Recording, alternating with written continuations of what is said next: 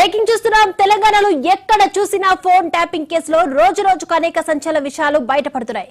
ఇక తాజాగా phone tapping కేసులో A4 గా ఉన్న టాస్క్ ఫోర్స్ మాజీ డీసీపీ రాధాకిషన్ రావు రిమాండ్ రిపోర్ట్ లో కీలక అంశాలు వెలుగులోకి వచ్చాయి.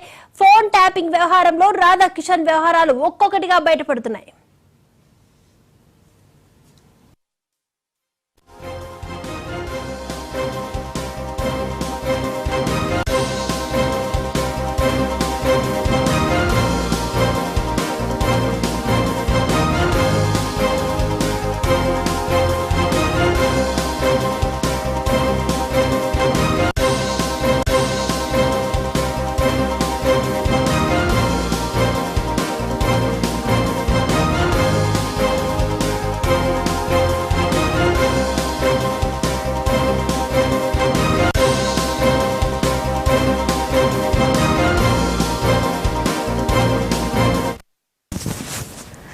తన చిన్ననాటి మిత్రుడైన ఎమ్మెల్సీకి పూర్తి స్థాయిలో రాధాకిషన్ సహాయం చేసినట్లు విచారణలో తేలింది. గత అసెంబ్లీ ఎన్నికల సందర్భంగా డబ్బులను రవాణా చేసిన రాధాకిషన్ పోలీసు వాహనాల్లో ఎమ్మెల్సీకి డబ్బులను పంపిణీ చేసినట్లు తెలుస్తోంది. టాస్క్ ఫోర్స్ వాహనాల్లో డబ్బులను ఎమ్మెల్సీకి అందజేసినట్లు పోలీసులు తెలిపారు.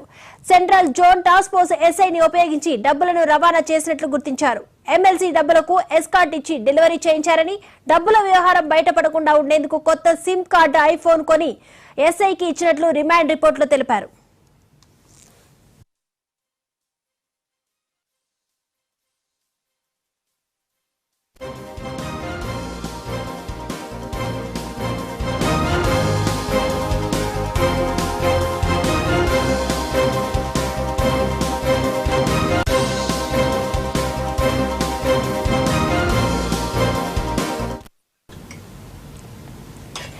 తెలంగాణలో ఎక్కడ చూసినా ఫోన్ ట్యాపింగ్ కేసులో రోజు రోజుకు అనేక సంచలన విషయాలు బయటపడుతున్నాయి. తాజాగా ఫోన్ ట్యాపింగ్ కేసులో కూడా A4 గా ఉన్న టాస్క్ ఫోర్స్ మాజీ డీసీపీ రాధాకిషన్ రావు రిమాండ్ రిపోర్ట్ లో కొన్ని కీలక అంశాలు బయటకు వచ్చాయి. ఈ అంశానికి సంబంధించి మరిన్ని అప్డేట్స్ అందించడానికి మా క్రైమ్ బ్యూరో చీఫ్ మధు సిద్ధంగా ఉన్నారు. మధు, ఫోన్ ట్యాపింగ్ ద్వారా ఎక్కడికి డబ్బులు తరలించింది, ఎవరెవరు ఎక్కడికి డబ్బులు తరలిస్తున్నారు, అందులో గత ఎన్నికల సమయంలో పనిచేసినటువంటి వ్యక్తులు ఎవరైతే ఉన్నారంటే డబ్బులు తరలించడానికి మొత్తం ప్రీ ప్లాన్ చేసుకున్నటువంటి వాళ్ళందరినీ కూడా రాధాకిషన్ రావు ఒక పథకం ప్రకారం అంటే ఫోన్ ట్యాపింగ్ ద్వారా ఫోన్లన్నీ కూడా వింటూ ఆ డబ్బులన్నీ కూడా పట్టుకోవడము, బెదిరించడము, వారన్నీ కూడా డబ్బులు స్వాధీనం చేసుకోవడం.